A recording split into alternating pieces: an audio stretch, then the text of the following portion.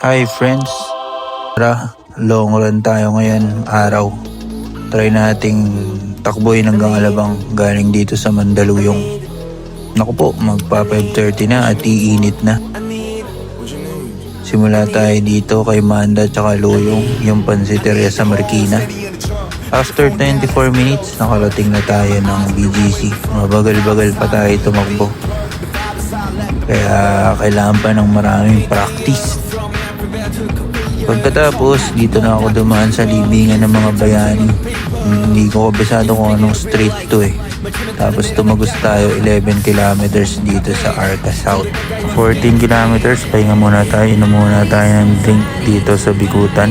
Di na ako nakapag-video pero dinire-diretso na natin yung service road papunta dito sa Alabang. So yan, half Marcy muna tayo. Saan kaya magandang dumaan na daan? Malikabok sa service road.